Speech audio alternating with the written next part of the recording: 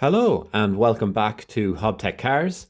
Today I'm going to talk a little bit about the VRT process, and specifically I'm going to talk about my experience VRTing a car. I will be sharing a more in-depth VRT guide video in the coming weeks, but for now I just wanted to share my own experiences.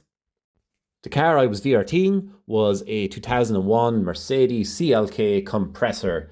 Beautiful car, left-hand drive, that came from Germany originally, found its way to the UK, then to Portugal, and then back to Ireland. So maybe so far you can already see the complications that might arise trying to VRT this car. So the car cost €1,200, and the first struggle I encountered was trying to get the logbook for the car. You actually can't VRT a car without a copy of the original logbook.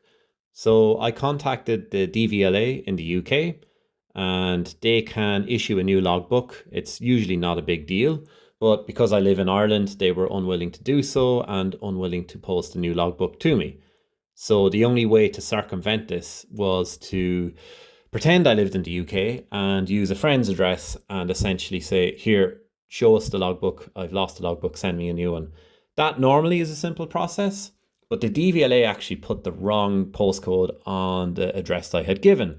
And the address I had given was 100% the correct one. So it took them 8 months to send the logbook to the correct address, and they sent 9 copies of the logbook. So that delayed the whole process, starting off by about 8 to 9 months. Oh, and I should mention I had to pay €80 for the privileges of getting all those logbooks sent out. So next, I booked in a VRT appointment, and I've brought in a few cars before, but not since Brexit. So I was surprised. The first thing that was missing from cars history was the certificate of conformity. That's a standard document that is needed to VRT the car. It shows the CO2 emissions of the car and the NOx emissions for the car. Most UK cars are on the VRT database, but because this was a left-hand drive Mercedes, they had no entry in their database. So I had to contact Mercedes headquarters in Dublin and get them to issue me with a certificate of conformity. That came from Stuttgart in Germany and cost €250. That brings my tally so far to €330. Next, it was a mistake on my behalf, but I didn't realise I needed to bring in an export document, an EORI document it is called, and that is essentially a customs declaration to prove that the car entered the state of Ireland on a certain day at a certain time. Before, when I'd imported cars from the UK, this wasn't required, so this was a new one for me. I was like, okay, fine, I'll fill out that form and send it to you guys. And the VRT agent was like, no, it has to be done by a specialized person, which I don't really understand because we all deal with stuff like this in our daily lives, forms, documents, blah, blah, blah. Anyway, you need to hire a customs agent to do this.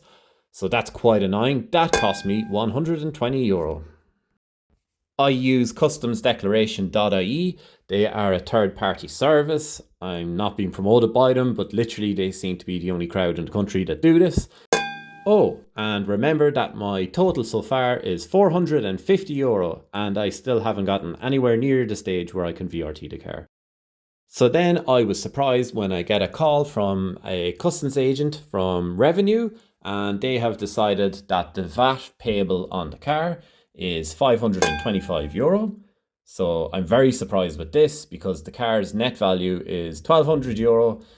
I'm estimating around 23% of that is going to be VAT. So I was expecting maybe £200, but they're looking for 525 and it has to be paid and there's no appealing it. That brings my total so far spent on VRTing this car to €975. Also worth noting is the car has been in the country for 12 months at this stage. So while I'm getting all this documentation, the VRT penalties on the car are increasing in the background.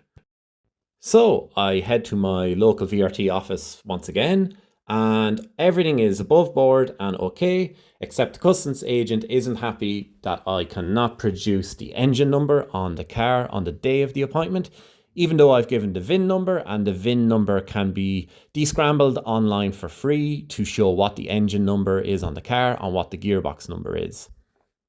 I have shown the customs agent the VIN number under the seat and in the engine bay, but they're not happy with this, so it's another failed VRT appointment and back to the computer for more research.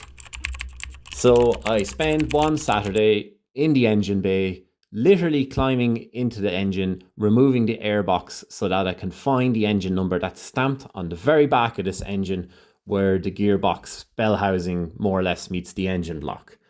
Again, I'm experienced with cars and it wasn't that much of a hassle for me, but if this was a regular person, a civilian, this would be a nightmare.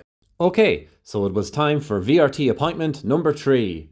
And finally, the VRT agent working for the NCT on behalf of Revenue has finally decided that yes, we can VRT this car. All of the paperwork is correct. But since the car has been in the country for almost 2 years at this stage, there are also penalties due on my VRT base price. So let me give you the breakdown as follows. The base VRT for this car was €820. However, late fines added another €614.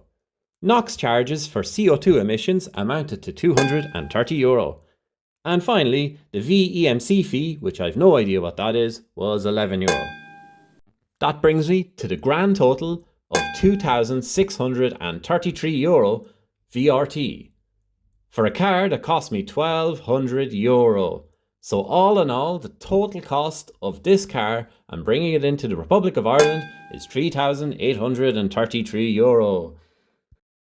Bearing in mind that if I just wanted to have this car in a right-hand drive version, I could probably pick up an equivalent car on Facebook Marketplace for between €1,500 and €2,000. So at the time of recording this video, I am in the process of appealing that VRT. I think I'll get the fines back, or at least most of the fines, since I can prove the car was in the country without a logbook and wasn't being driven, that the odometer reading is the exact same as the day it came in. So that should hopefully recoup, I'm hoping, between €400 and €500. But you may be asking at this point, why did you bring in this car and why didn't you just buy a regular one? Well, my point being that number one, it wasn't for me, it was for a family friend and a customer of mine. They specifically wanted this car brought in and I agreed to help them with it. But also I would say about the car, it is a very low mileage, mint condition, near mint car. And because the car has been in storage in Portugal the last couple of years, there's no rust, everything works as it should. As I mentioned, it's low mileage, all the electrics are perfect, the bodywork is very good. So really for €3,800, I recommended to the buyer that this was still a decent price for it to bring in the car.